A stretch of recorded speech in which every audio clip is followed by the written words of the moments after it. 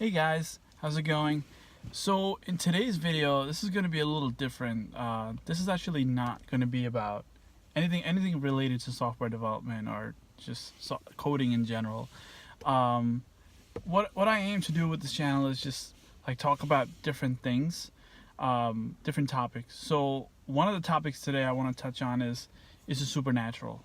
Right, ghosts, the paranormal, demons. Stuff that you can't see. Now we work in a field that's very data oriented. We're always going by facts. There's always it's an educational, it's an intellectual field, right? And there's always hard evidence of what you're working with in front of you. So you're always working with some kind of data, something that you can measure, right? Now, it's odd, I know what you're thinking is, it's odd for somebody who's working in a scientific / intellectual field to be talking about something that's out of the scientific realm, something that can't be measured, a realm a field inside which there's no conclusive evidence that, yes, you can put your finger on something and say, yes, this exists, or, this is what a ghost is, and, you can actually quantify things. It's a very, very, in my opinion, a very vast field. So I'll start off by talking about this book that I picked up. It's called Ghost Hunters. I don't know if you can see it. I picked it up from Barnes and Noble. So I read through one chapter, and it's actually really good. So it's about, I don't know if you can see the back. It's about the adventures of Ed and Lorraine Warren, and these are the two famous demonologists that were featured in the movies such as Annabelle, The Conjuring, all those movies. And they basically talk about their exploits, their adventures, as they went on all these hunts, I guess you could say, or these they basically start off with, they go to West Point. So I don't know, for those who aren't from the United States, West Point is basically the highest Army military academy in America. So, and it's very historic. It's like hundreds of years old. So basically, they're like, in the beginning of the book, what they do is they go into, and I don't want to give away too much for those who actually want to read it, but what they do is they go into, Lorraine especially goes into one of the houses called Thayer House on the West Point campus, and she talks about stuff that she saw there, like ghosts, apparitions that she had, the sensations that she got. And from what she explained, their time at West Point, explaining about the strange occurrences that were going there, as they were explaining it to the officers. And these are ramrod straight military officers that have been in the military for a very, very long time, years. And there was, after all the events and the occurrences that were supposedly happening, from the book, it seems like they had a very like a receptive, open mindset to the paranormal, to the supernatural, and not just, they didn't have an attitude where people are just overlooking it and just have a very, like, what's the word, like an overlooking, kind of like condescending view of the supernatural. And I think that's what, honestly, everybody should have. I think everybody should have some kind of, like, an open mind, at least, that there are things that we can see in this world, and there are things that we cannot see in this world.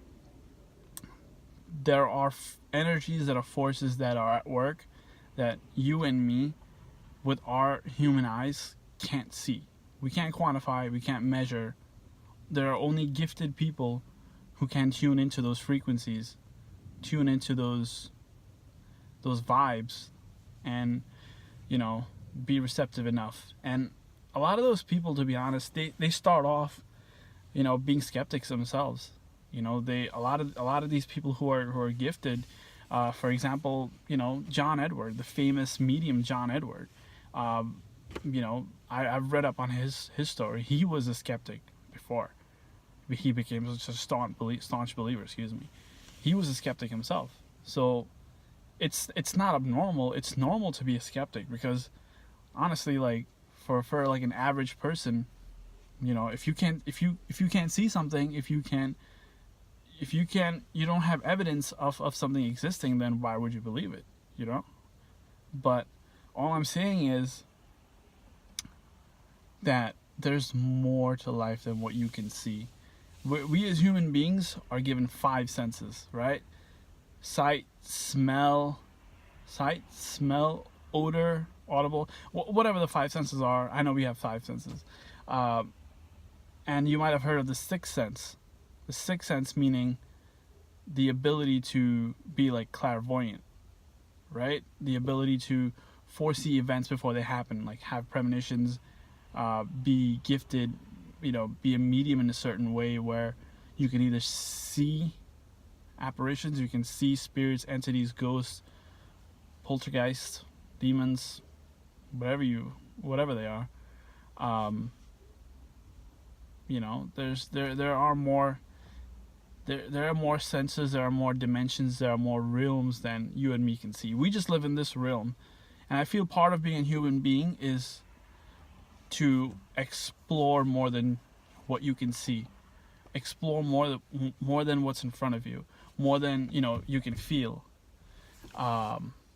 Think about it this way, and this might be touching on something that's more scientific, but it also ties into like the supernatural in a very odd way. And might have guessed it right, quantum physics. Quantum physics is basically the study of the subatomic realm. And basically so when you were in school, you learned everything was made of atoms, right? Electrons, protons, neutrons, oxygen, hydrogen, carbon. Now that's the lowest level that you went to, that you were taught in your books, right? You didn't go anything below that. You learned that hydrogen and oxygen bond together to make water, for example.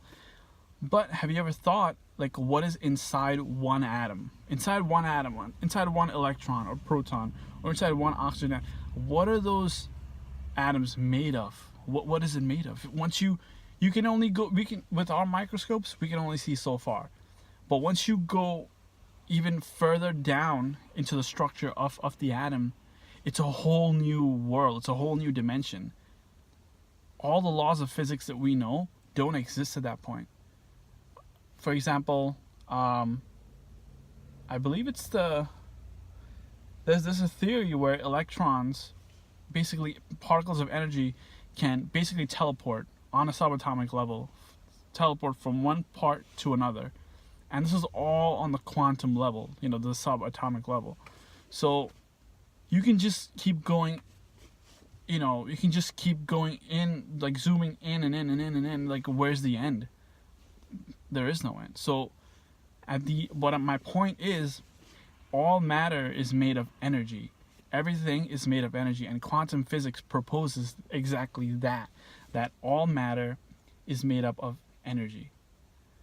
Energy that vibrates. This is why they say if you concentrate on something long enough, you actually attract it. You actually manipulate the energies inside that, inside the situation or that object. Or, for example, someone who does Reiki, right? A person takes a spoon and they stare at it and they bend it. What are they doing?